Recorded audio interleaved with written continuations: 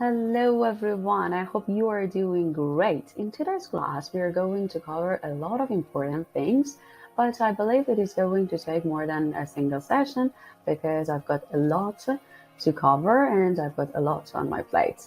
But I can assure you that it is really worth watching and spending your time because of the fact that you're going to be really benefited out of this class.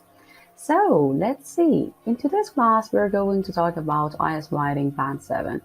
As you might have heard, getting IELTS band 7 in writing has become a kind of, battle these days. A lot of people are struggling with it and they just participate in tests many times without succeeding in getting the score that they are in need of. So in order to give you a much better understanding of IELTS writing and getting a band 7, I'm going to provide you with lots of invaluable and priceless information that will really help you. And in today's class, I'm going to tell you about one of them. So, the first thing that we are going to talk about is strategy and structure. And the next thing is about idea generation. The third thing is about introduction. Next, we will talk about body paragraphs. And finally, we will, of course, cover conclusion. There are different types of essay, and you might have heard something differently. And, there are different kinds of categorization. So what I'm saying might differ from what you've heard or from the book that is available. And there are a lot of variations, but it is not important. The most important thing is that you should be comfortable and familiar with different kinds of questions, and that is all which matter. So there are 5 different essay types in general, and we should know about each of them because we do not know which of them exactly is going to appear on the day of examination. So the overall strategy for opinion essay, because we are going to cover opinion essay in today's class. Let's see. The first thing is about opinion essay is to understand what exactly it means. The questions like, do you agree or disagree? To what extent do you agree or disagree? Do you think X? Blah, blah, blah. These questions are asking about your opinion. So they're asking, what do you think? Whether you think it's a positive trend or it's a negative trend or something in between. So the thing that we are going to cover is exactly this one. The next type that you should be familiar with is about discussion essay. The questions like discuss both views and give your opinion. These are the typical questions that might pop up on the day of examination. Causes, problems, and solutions. What are the causes? What are the problems of this trend? What are some possible solutions? So you should know about different ways and methods with the help of which you can cover these questions as well. And the next one is about advantages and disadvantages. What are the advantages and disadvantages of that kind of trend or statement? Double question.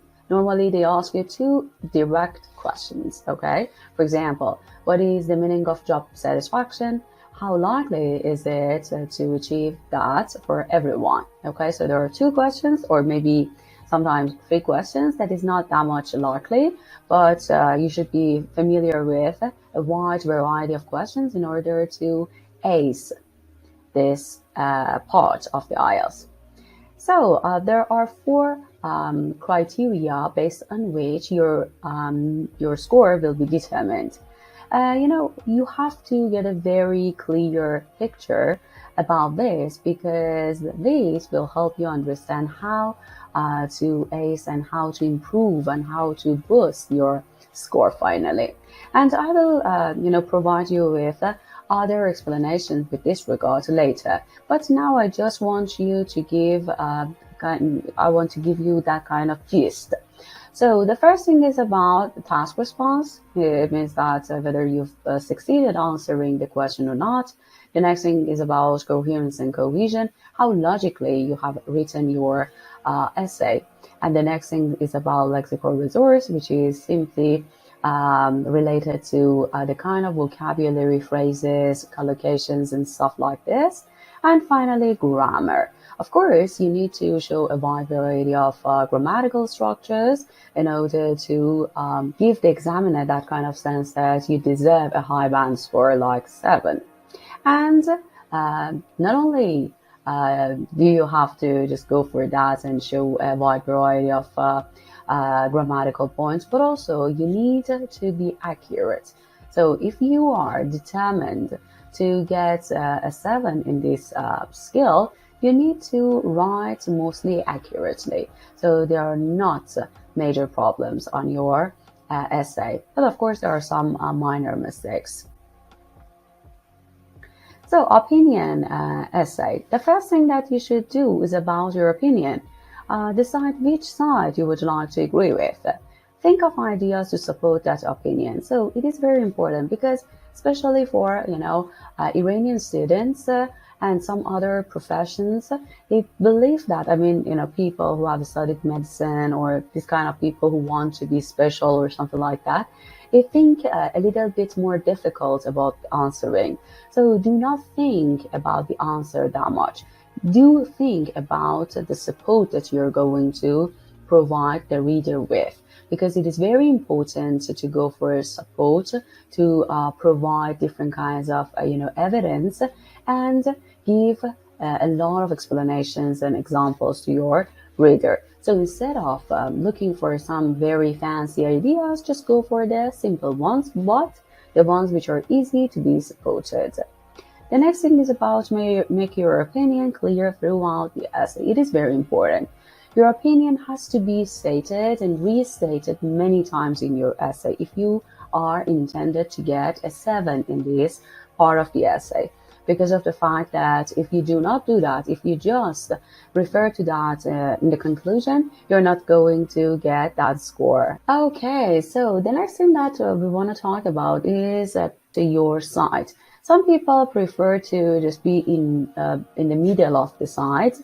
They say that, okay, we want to just say that we agree and we disagree, something in between. But I do not personally recommend it, because you can, act much better when you say that I agree or I disagree.